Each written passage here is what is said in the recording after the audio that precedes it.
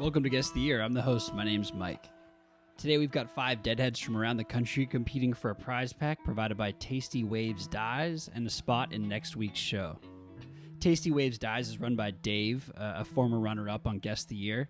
Dave was a chef in Charleston, South Carolina, one of the great food cities in America. But when his restaurant closed during the pandemic, he found himself dyeing shirts to stay busy, and the resulting work is really, really extraordinary. Dave is a polymath and a great artist, and as you can hear on the episode that he was on, a great guy.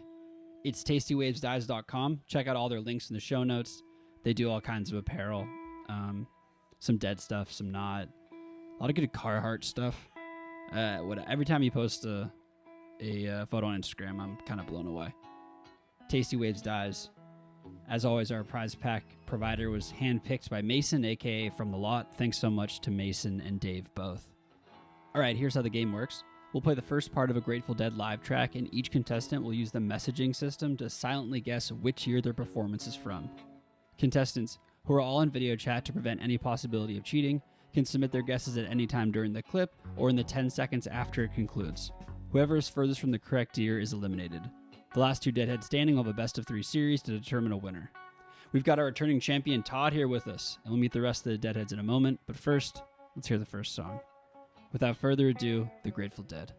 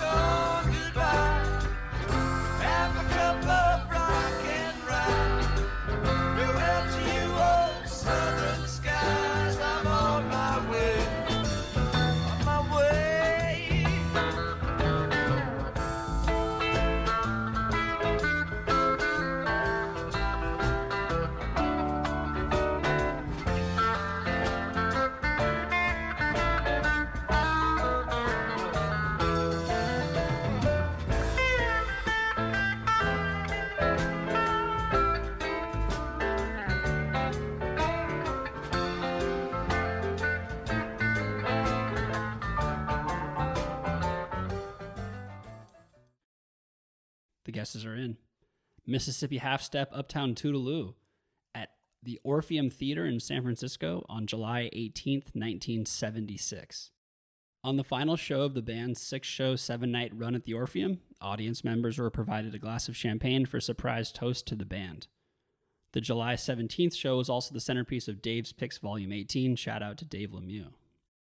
So we had 2 people get it exactly, Murph and our returning champion Todd. Let's meet Murph real quick. Murph is 47. He's from Columbus, Ohio. Nice pull, Murph. What'd you hear there?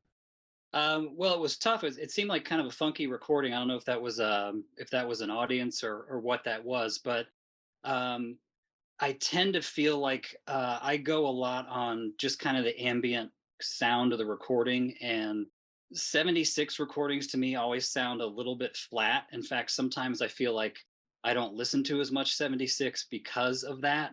And sometimes when I do end up listening to like June of 76, I'm like, man, this is so good. Why don't I listen to this more? But something about that recording, the crispness of the band wasn't there for it to be 77.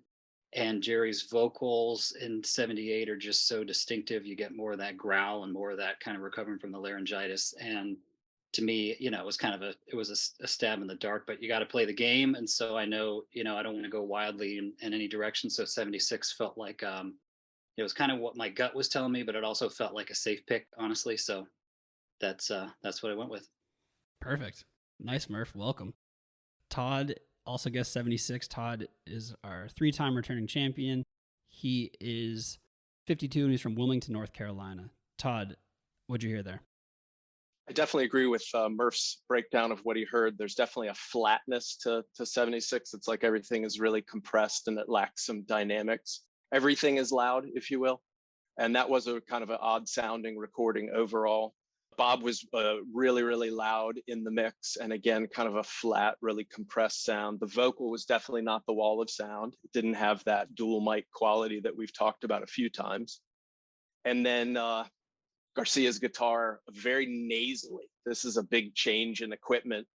75 was the year off. 76, they're finally back, and big change in equipment. And his guitar tone at this point is super nasally and wiry sounding. But a lot of it was what Murph said, which is just that overall sound characteristic. You can hear it, and it sounds like a recording from 1976. So both you and Murph have said that it sounded kind of flat. Do we know why that was the case? A lot of 76 recordings that I've heard sound like the whole band, the PA, every instrument is playing through like a chorus, stereo chorus or a phaser type effect, which would have been brand new at that time. And Bob and Jerry had been using it for their guitars at different times. But there's just this interesting sound to that time period. And that flatness, I think, is compression in the equalization, and it's was their transition from the wall of sound to a new PA system, and then trying to perfect that over the next umpteen number of years. And you figure they were coming off basically a year off, a handful of shows in 75, and so everybody's shaking off rust, the band and the sound crew, and switching obviously from the wall of sound, such a distinctive and such a laborious setup, to go to something more traditional, more streamlined. I feel like, all right, let's cut them some slack, but they sure got it dialed in from a recording standpoint by 77. Yeah, Murph, would you say it went down the other side of the mountain in 78 then? Started to? I think the recordings are still really good in 78. I think the band's polish is there's a trade-off there. A lot of people, revere 77 with good reason, but I kind of like the raw energy, a little more raw energy of 78. But I think sometimes people, if you're listening to a lot of 77 and then you go to 78, you may mistake the rawness of the band's sound and the playing for like a recording thing. And I think the recording is still pretty much dialed in. It's just, there's some equipment changes. I think Todd can probably back me up on this, but I think Garcia's guitar, it's just it's a little bit more bitey kind of tone. And just the playing in 78 was more of that kind of arena rock sound, and more kind of, from Englishtown 77 on, it had that muscular sound, which I love. It's great. Yeah, I agree. I called it sizzly, which is, big equipment changes, new pickups, new guitars, and a bit of a distorted sound to Jerry. And you're right, they kind of go a little more, less polished, a little more deep, a little more haywired during that 78 era. Really pump it hard a lot. Yep. And maybe it's not quite as tight, right? Maybe it's not quite as in the pocket at all times, but there's a reckless abandon about doing it, just surfing the wave too. Yeah, it's a trade-off. Awesome tag team breakdown there. Nice work, guys. You're both on to the next round. Joining you in the next round will be Ken. Ken is 55, and he's from Havre de Grace, Maryland. Ken, you were 2 years off of 78 with your 76 guess. What'd you hear there? Well, they were just talking about like rawness of 78, and I forgot which of the gentlemen was saying, a lot of people might mistake that the rawness for the bad quality of recording. But what I was trying to key in on, I couldn't hear Keith, and I knew it was Keith, but he seems so low in the mix, and I'm trying to listen for him, and I kind of got lost in it all, and all of a sudden the song's over. I'm like, oh shit, I got to type in a year, and just went with 78. It was kind of a feeling I had, and that's what I went with. So you didn't hear Keith there? I did eventually, but he was real low in the mix, but I knew it was later in the 70s right from the get-go, and I'm like, where the fuck is Keith? And then finally I did manage to key in on him. Well, as we covered last week, Keith did less as the 70s progressed. So if you can't hear him, then the later 70s is probably a good guess. So Right. Awesome. You're on the next round, Ken. Joining you is Jack. Aaron is odd man out by 1 year. Jack guessed 74 and Aaron guessed 73. Jack is 45 and he's from Lincoln, Nebraska. What'd you hear there, Jack?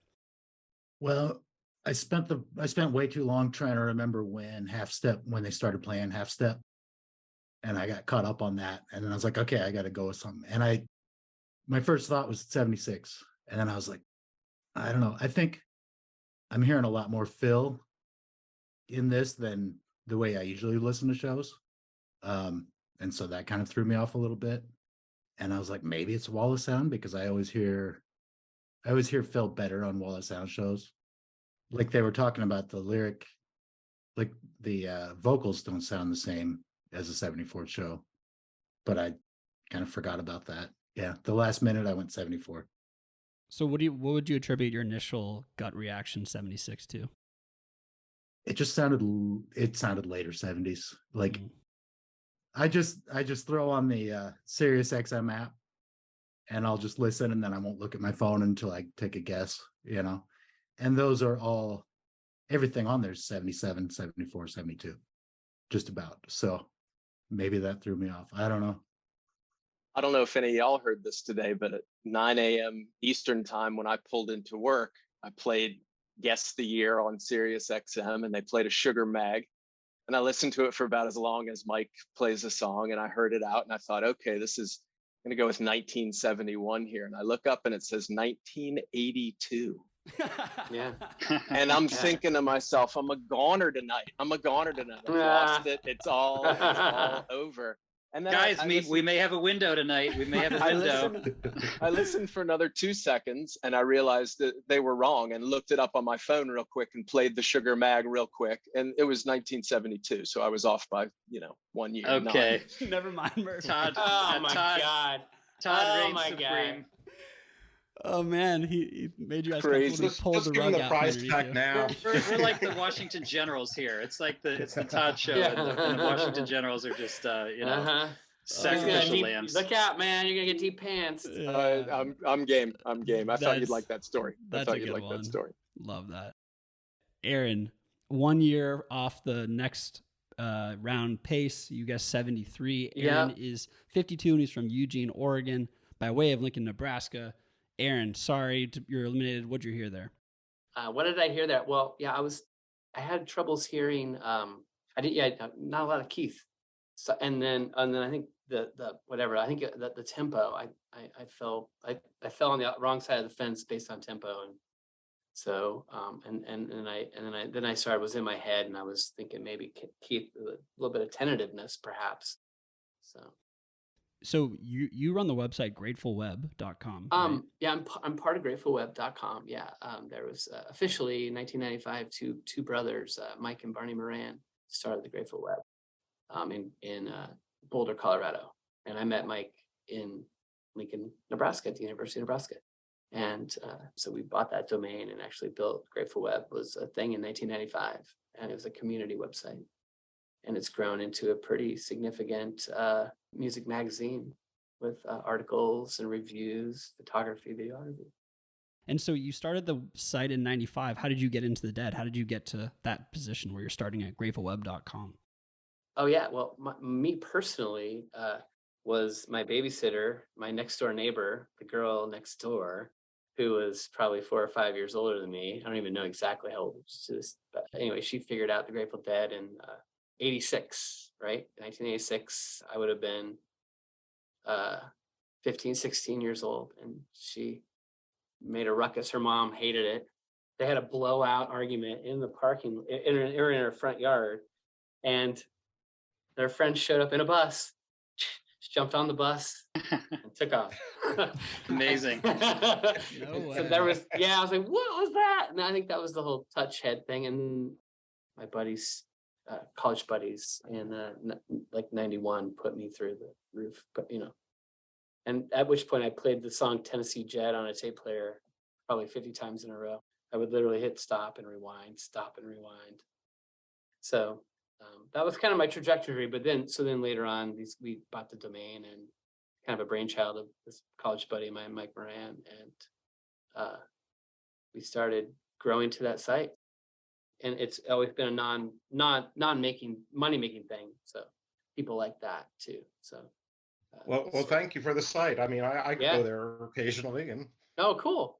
glad you like it. It's been a pretty successful thing, kind of a learning as we go kind of thing. That's very Grateful Dead spirit.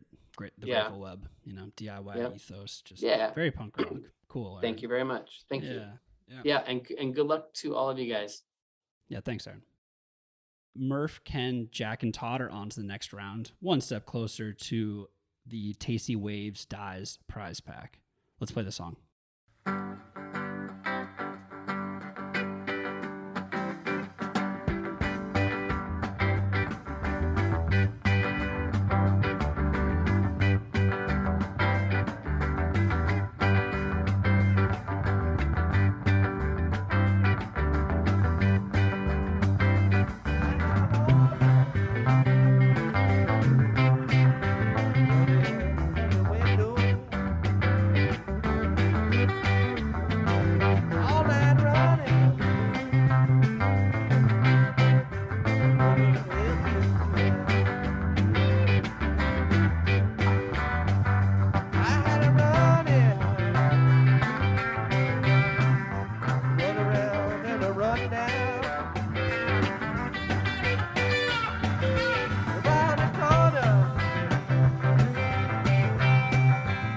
Smack into a tree. Had to move, really had to move. That's right, if you please, I am on my bended knees. Bertha, don't you come around here anymore. Rest myself and breathe. Down under the sea. All right. So that was a nice Bertha there at Manhattan Center in New York City on April 5th, 1971. The band had just lost Mickey Hart as a drummer 2 months before the show, and Pigpen was incredibly ill. So it was a transitionary show. Todd and Murph both got it exactly again. Nice work, Todd and Murph. Todd, what'd you hear there? So I could tell right away that it was pretty early stuff, but what I picked on pretty much instantly was Jerry Garcia's guitar sound. It's extremely distinctive in early 1971. It's got what I would call a real grind to it. It's relatively distorted compared to his other clean tones. It's almost always got a real grind to it. If you listen to the CD collection from the Fillmore in 71, it's that same really, really thick, heavy guitar sound. So that was there prominently, and everything else just sort of fell into place after that with the speed of Bertha and the nice bouncy interplay, filling in all the little pockets here and there really, really well. But for me on that one, that's the early 71 guitar sound. Awesome. Thanks, Todd. Murph, you also got 71. Anything you want to add? Well, Todd nailed it with the guitar sound for sure. I also just noticed right away Phil's bass sound too. To me, like almost immediately, it sounded really close to the Skull and Roses version, and that was my initial gut instinct. I didn't think it was that version, but I thought, okay, this sounds close enough to Skull and Roses that I think it's probably going to be 71. And the further we went along, without hearing Donna coming in on those harmonies, when we get to the chorus, that kind of solidified, like, I'm going to skew earlier. I don't know if Donna, I don't think she joined the band yet then. I couldn't hear her. But my gut instinct right away was 71. And yeah, for all the reasons Todd's saying, and it just felt early like that. Smart. The not hearing Donna. That's a nice pull. Way to go, Murph. Well, Ken guessed 1972 and Jack guessed 1970, so they're both 1 year off. Everyone's on to the next round. Ken, what'd you hear there? Why'd you guess 72? It was kind of a shot in the dark. I could have gone with 70s, 72s, just those early bouncy Berthas, filling it all up and all that. Yeah, Donna wasn't in there. It was kind of, I don't know if you saw before I clip ended, I was shaking my head. I didn't know where to go, so I just popped in 72. Kind of playing the game there. Yeah, I guess so. Well, it worked. You're on to the next round, Ken. As is Jack. Jack, you guessed 70. Why 70? I didn't really hear any keyboards in there. So I was thinking maybe, that 70, early 71 period. And then for some reason, Bobby's voice sounded real early to me. Like for a second, I thought that sounds like Bobby in 69, like his voice. So I just went with 70. Nice. Well, everyone's on to the next round. Let's play the song.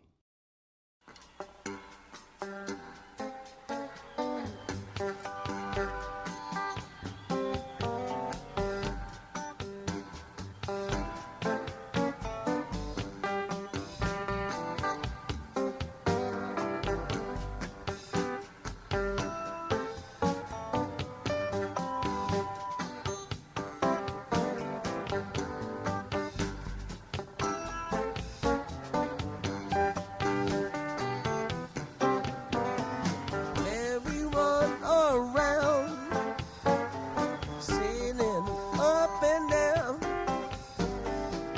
looking for a shot in some direction.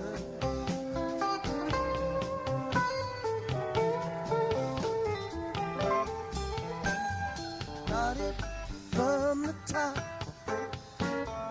don't know when to stop. Lord, you know they made a fine connection.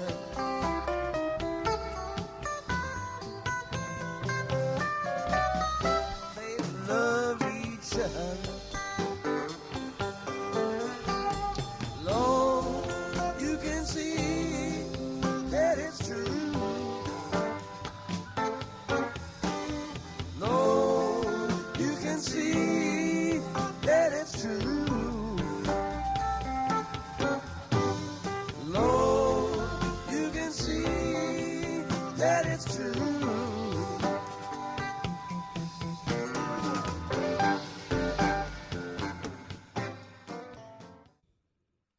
The guesses are in.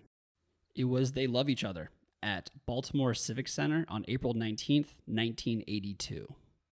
Mickey played the beam during the space segment of this show, which he famously developed for the Apocalypse Now sessions at the request of Francis Ford Coppola. So, two people were equal years off, Jack and Todd. Jack guessed 81, Todd guessed 83. Jack, we'll start with you. You guessed 81, 1 year off. Nice years. What'd you hear there? You're on to the next round. I don't know. I knew it was Brent, but it didn't sound late 80s. I was going 80, 81, 82, even I thought about 83 for a minute. If you'd have played Mickey playing that beam in the space segment, I'd have had it right on. Are you a big beam guy? I'm a drums in space. Yeah, I go to Dead and Company shows just for the beam. And I stand up for drums in space too. Respect. I love beam people. Luke, the only other three-peater, was a huge beam guy, and he still sends me good space segments. What do you like about the space segment and beam in particular? I mean, I don't know. I just get into it. Like I zone out, and I don't know, especially being there in person, like you can just feel it hitting your chest and going through you and resonating with the people around you. And like when I was at shows in 95, like everybody's like drums in space started and everybody's getting up and leaving. I'm like, what's going on? I was like, why is everybody leaving for this? Like, this is cool. So, and I don't know. I just always have been. When did space peak in your mind? 1983. Wow. I don't know.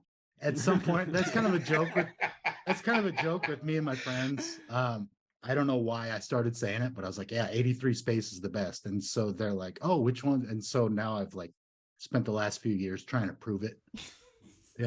Like the other day I was listening to 10-14-83 Hampton, and it's like a real like sinister space going into a Spanish jam. I'll just turn that all the way up, open up the windows and drive down the street, and people are like, what's going on over there? Far out, man. That's awesome, Jack. You are on to the next round. Right on. Todd guessed 83, 1 year off of 82. Todd, what'd you hear there? Well, first, I just want to say that I'm a huge drums in space fan, absolutely huge drums in space fan, and always stood for drums and always jammed out to space to the max. Absolutely.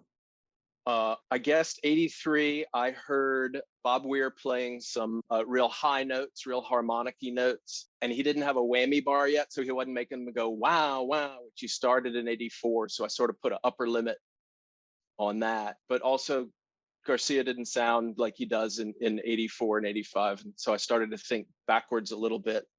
And it just sounded sort of in between that mid 80s and the early 80s time period. And I didn't hear anything that was particular to clue me into a particular year. The overall audio quality, like Murph was talking about on a couple ago, just the overall audio quality, it sounded to me like the balance and the EQ and the hiss, like an 83. So I went for it. What's up with Bobby and the whammy bar? So did he keep that throughout after that?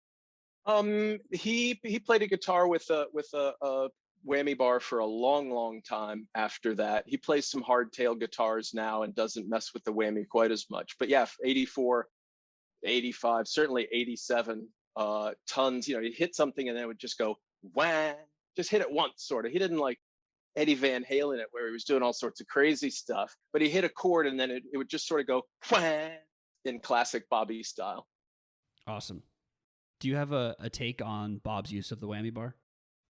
I think his use of it was super effective, and it was also really unique.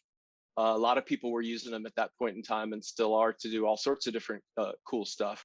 But this idea of sort of using it rhythmically and tuned up sort of with the tempo of the song, I think was really super effective.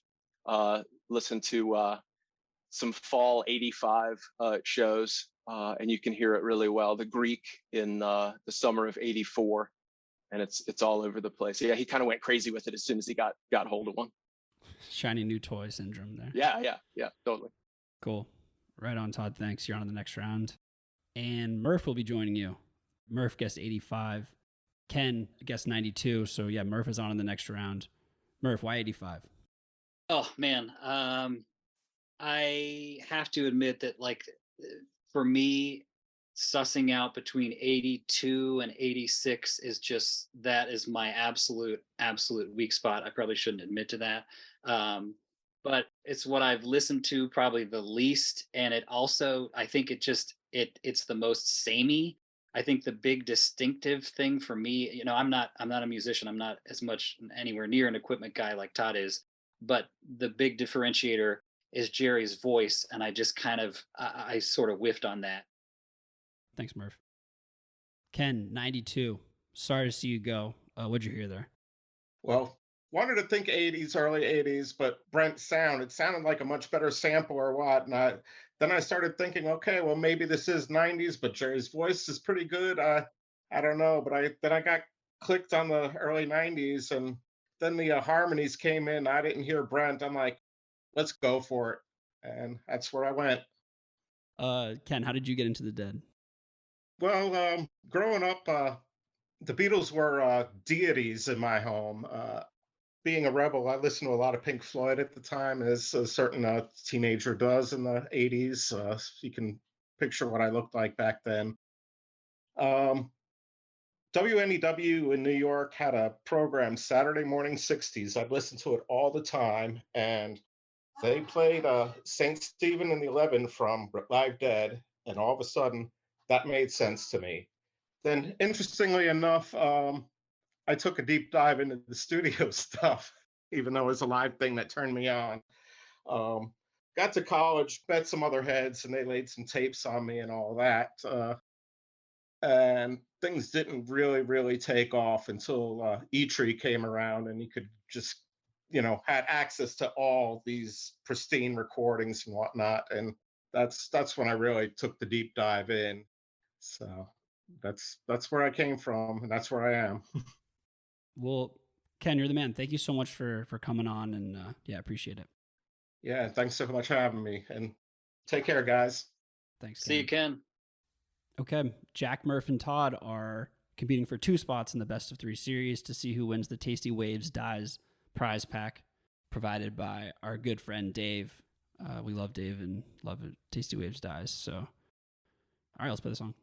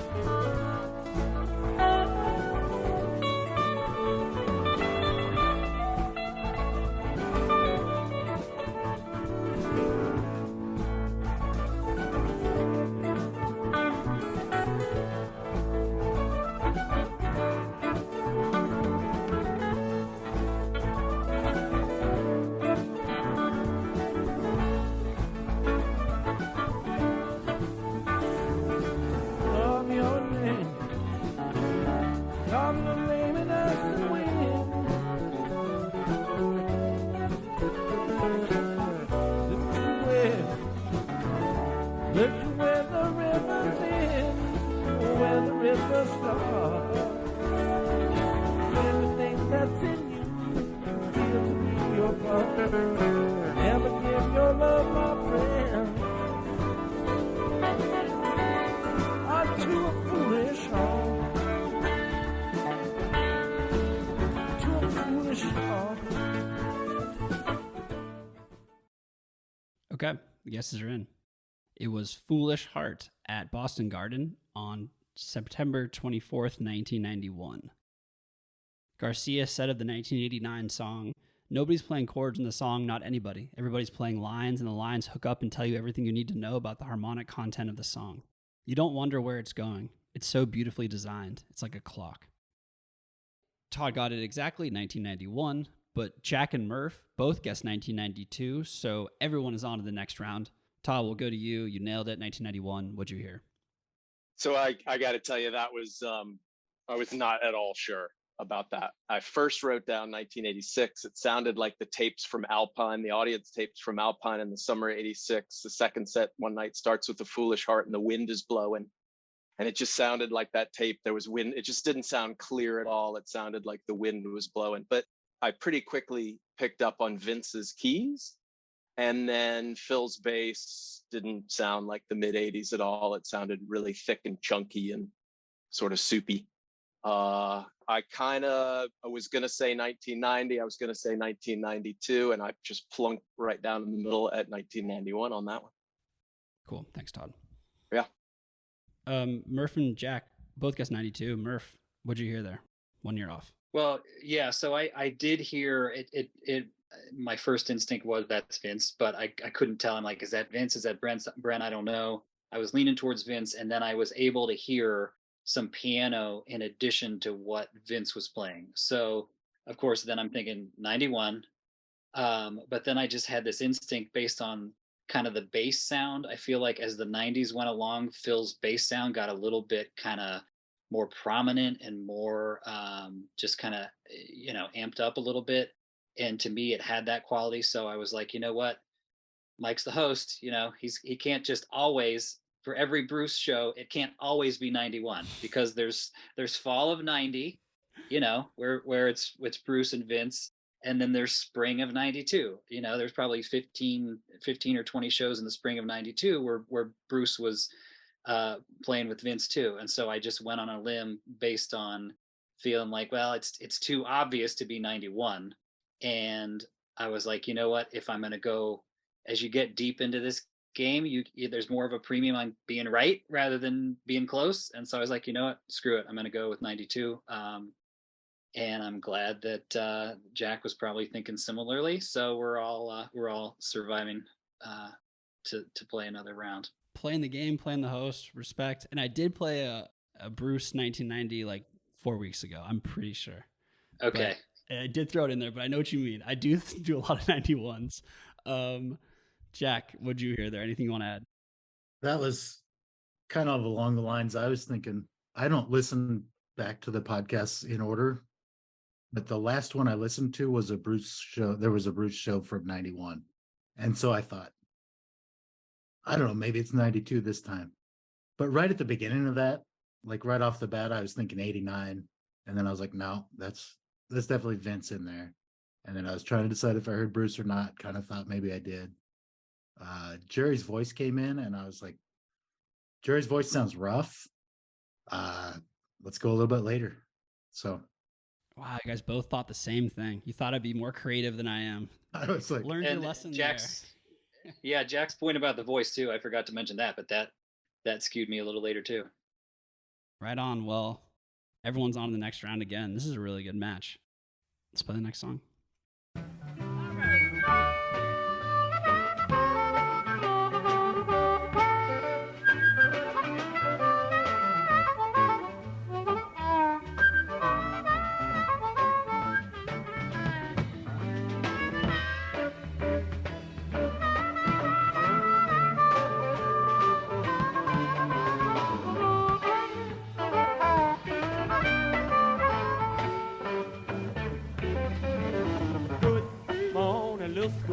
Can I come home with you? Tell your mother and your papa I'm a little schoolboy too. Come on now, pretty baby, I just can't help myself 'cause you're so young and pretty. I don't need nobody else. Good morning, little schoolgirl, and I come home with you. Can't you make that? Oh no, that's all I wanna do. And I've got to leave you, baby, about the break of day. All of the kind of the way you treat me, darling, I've got to stay away. Come on now, pretty baby, right or why don't you just ride on? Okay. Good Morning Little Schoolgirl at Clark University in Worcester, Massachusetts on April 20th, 1969. Founded in 1887, Clark was one of the first modern research universities in the country. So Murph and Jack both guessed 68 and Todd guessed 67. Our three-time defending champ Todd goes down. Todd, amazing run. We'll get to you in 1 second, but Murph, what did you hear there? 68. Well, here's what's funny. Todd is going to be able to do a better job of telling us why. Because to me, I mean, it's a guess, but I'll tell you why I guessed what I did. I heard what sounded like more of that kind of Primal Dead sound, and to me, it's a lot of it has to do with the drum sound. Again, I'm not a musician. I can't tell you equipment-wise what that drum sound it is, but it's almost just more like that snare sound. It's just sort of a distinctive sound, that tight snare sound. It also just the quality of that recording was pretty rough, which made me skew a little bit earlier. So I guess, lucky just to survive. And man, we're not worthy, Todd. I hate to see you go down. Jack, anything you want to add to that one? Yeah, I agree with a lot of what he said. I was thinking 67 at the beginning of that, and then I don't really know what made me go later. Just thinking, yeah, it could be 69 for all I know. Todd, I was nervous when we started because just the way you talk about the Grateful Dead, I'm like, man, this guy knows some stuff. Good game, man. Good game. Thank you. You too. Todd, yeah, you guessed 67. Well, what'd you hear there? So I heard it didn't sound like the band was particularly polished at all. Pigpen sounded super healthy and energetic and really on point. But they just didn't sound as polished as they do in 68 and 69 to me. And maybe some of that was the recording. I don't know. So I was actually hoping it wasn't 66, and I hedged my bets a little bit and went with 67. Obviously, I should have pushed that up by another year.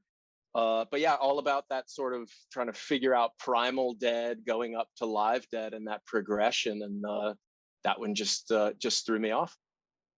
Losing on this one almost just proves how impressive your reign has been, because it is so hard to win this game because there's so many variables. It's been a pleasure listening to you and getting to know you. And yeah, thank you so much for being on the show.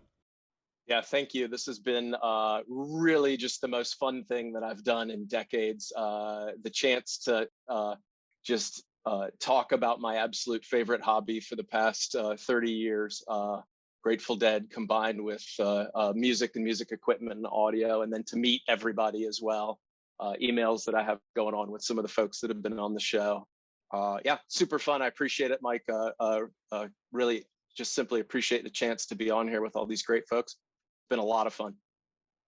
Well, it's been a pleasure listening to you, and you'll be back on the Tournament of Champions, right? I will be here and see where it goes from there. Awesome, Todd. Thank you so much. Thank you.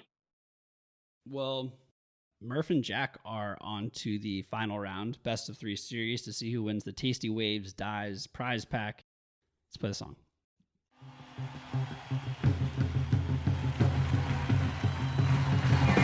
Brothers come riding up for the quasar. Spurs were cheap and the door was the child. His buckle was silver, his hair was gold.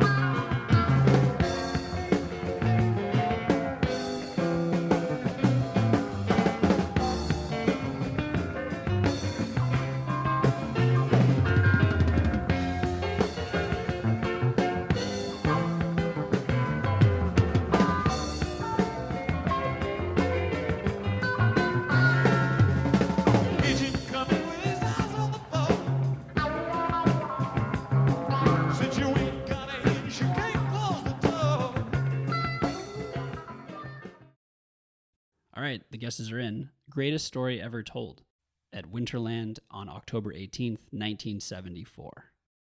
Lyricist Robert Hunter says he wrote the song to the rhythm of the pump in Mickey Hart's Well. Murph got it exactly, 1974. He goes up 1-0 in the series. Jack, you were 1 year off in 73. Tough break there. Murph nailed it. You actually even included Winterland.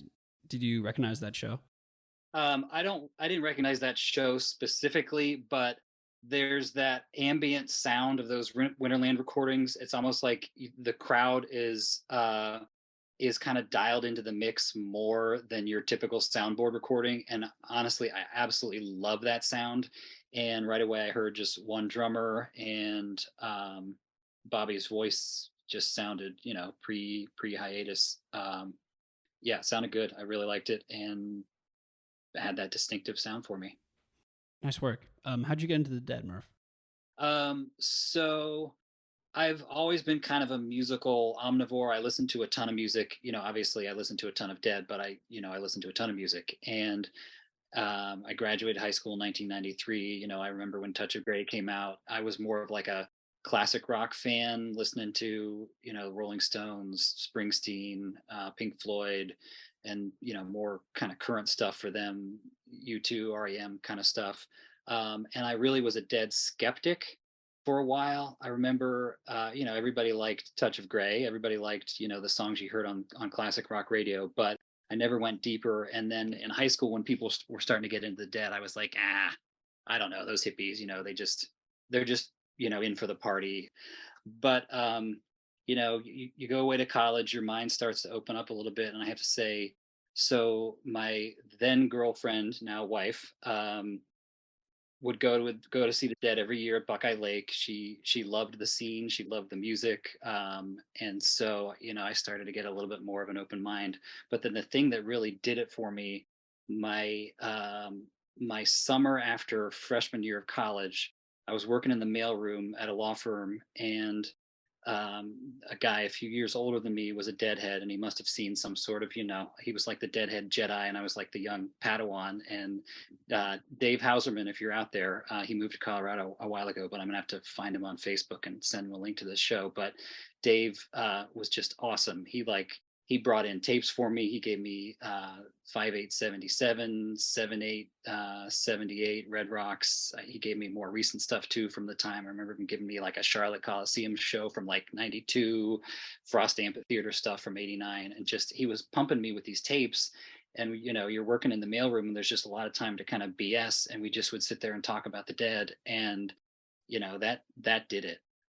So yeah, by the time 95 rolled around, I was like super pumped, super into it. And we had tickets to two shows, both Deer Creek shows in 95. And you guys have talked about this on the podcast a number of times, but those were kind of infamous dates in Grateful Dead history, because the July 2nd show, which I was at, there were way too many people there. It's a pretty small venue. It's an awesome venue if you can get to a show there.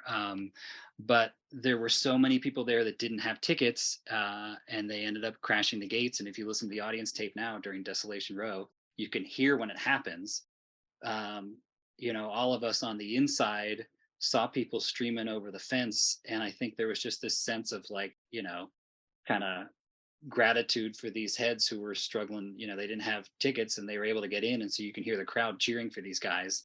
And in retrospect, it's like, yeah, it's probably not cool that we were, cheering on the anarchists who were breaking down the fence. And then it did, it was like noticeably crowded on the lawn, and they turned the lights on, and it was just a weird show. But it ended up being the only show I went to with Jerry, because then they canceled the next night. So those are the only two tickets we had. I remember in the week after, my now brother-in-law, he and I both were at the show, and my wife, and we talked about getting in the car and driving to Chicago to see the Soldier Field shows. And we were so close to doing that. And it was just like, well, you know what? We'll catch them on the fall tour. We'll catch them next time. And, famous last words, that was not to be. So, yeah, kind of a rambling Grateful Dead origin story. But yeah, I've been pretty much, hooked since late 94 and 95. Thanks, Murph. Really appreciate you being here, and you're up 1-0 in the series. Jack, you're only 1 year off, and Murph made you pay there, but you guessed 73. What'd you hear there? I can't even remember what song that was. Greatest story ever told. Yeah, no. No, I was going back and forth between 73 and 74. I've probably listened to a few versions of that from 73 shows. The only time they ever played in Lincoln, Nebraska opened up with that song. And so that's, I listen to that all the time. So I thought maybe it was 73. And then at the end, I almost put 74. And then I thought, no, go with your gut. Went 73, which if I've learned anything in the last 45 years is don't go with your gut, Jack. So you grew up in Lincoln, Nebraska. How did you become a Deadhead? Oh, man. I mean, really, it started with my parents. They're not Deadheads per se, but my dad went to some shows, but they were rock and roll fans, graduated high school in 1971.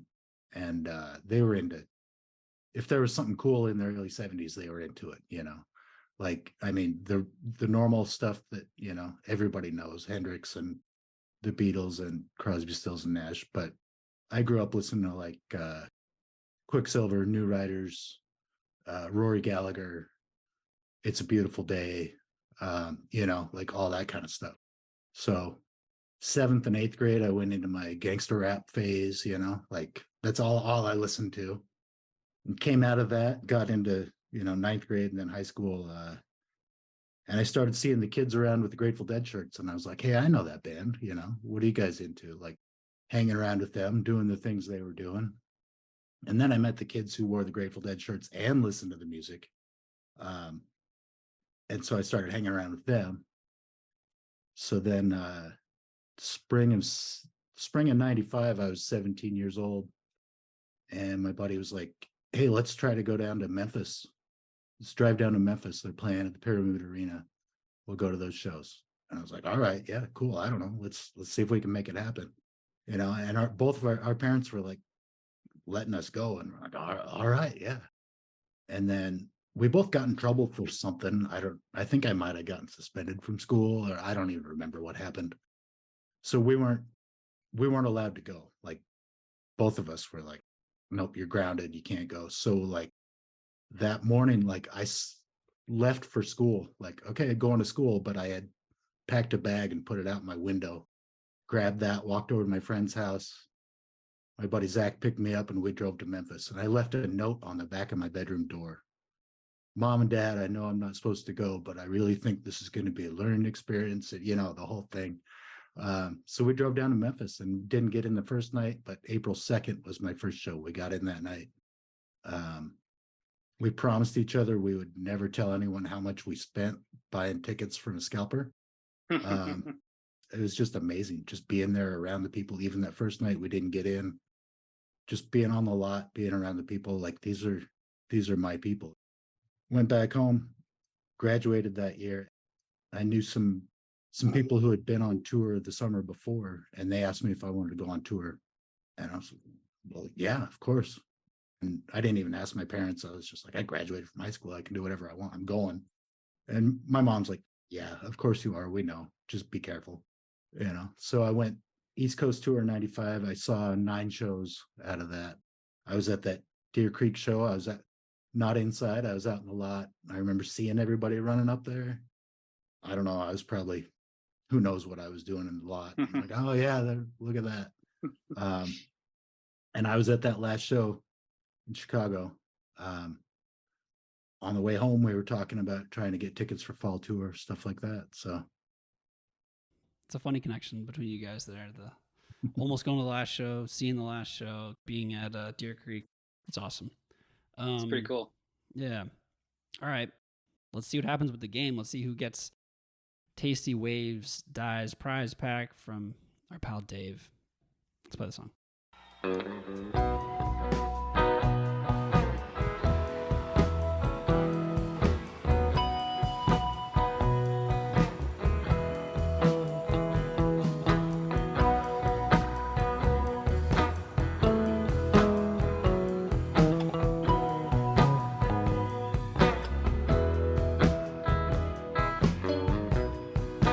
When they come to take you down,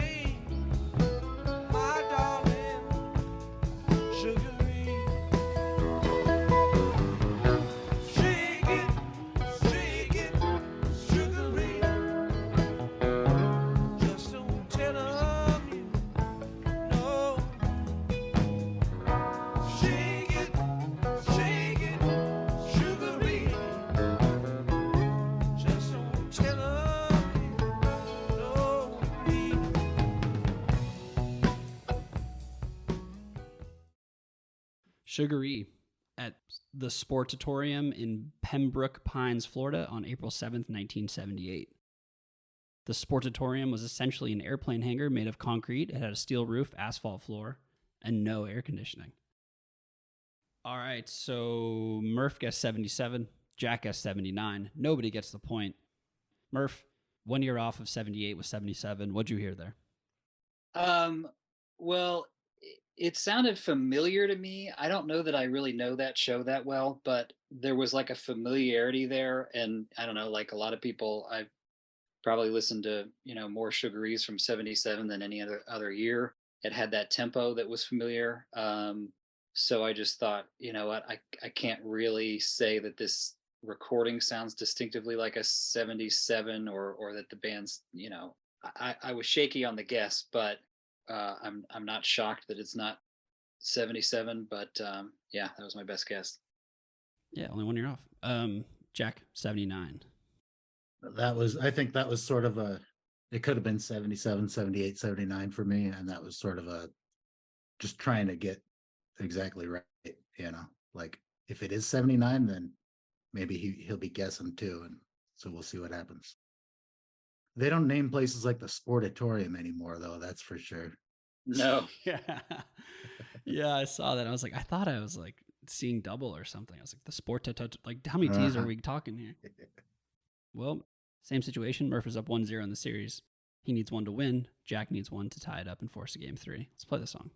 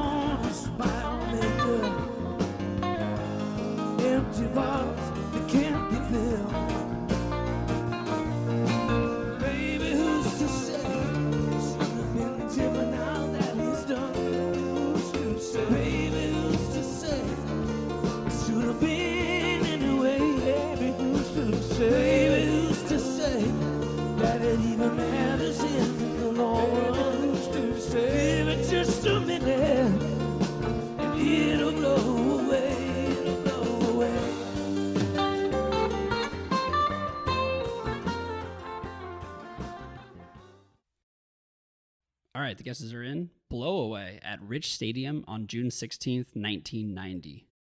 Blow Away was performed 23 times between 88 and 90. After Brent died, it was understandably never played again.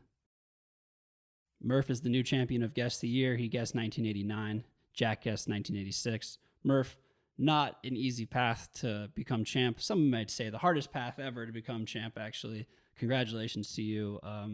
Yeah, what'd you hear? 89. Well, first, Jack, awesome job. It's been so fun doing this with you, and I do love that connection. We're both at Deer Creek in 1995, and kind of getting into this music at the same time. And so for the Blow Away, man, to me it was a toss up between 89 and 90. I wasn't really thinking anything earlier than 89, just because I thought they that 89-90 sound to me is just a stronger sound than the earlier kind of 88-87. Just they're shakier. There's not that authority, and to me that sounded. I'm not a huge Blow Away fan. I kind of love when Brent goes off at the end and does his Brent thing, but that's not going to be a song that I'm going to play to somebody to like get them into the dead. But at the same time, that felt like a pretty strong performance of the song. And I guess I thought, you know that they didn't play it any later than 90. And so I'm going to hedge my bets, and I'm going to guess 89. But to me, it was really a toss-up between those 2 years. Murph, you've been playing the game all game, and you won the game. But you are, I think, better than anyone I've seen just playing the game and playing me and doing your homework with past episodes. Congratulations. You, very impressive. Well, yeah, thanks. This is so fun, and I just love that you have created an outlet for me to do this thing that I've been doing in the car for years and years, and doing with as like the party trick to impress my kids who, I will say after years and years of me doing this, I feel like by the process of osmosis, like they're starting to come around. My son is the one who is 16. He's the one that he's on Grateful Dead TikTok, which apparently is a thing, and he found a reference to this show and is the one that told me about this show. And he's getting into the music. I think he's listened to every Dick's Picks kind of,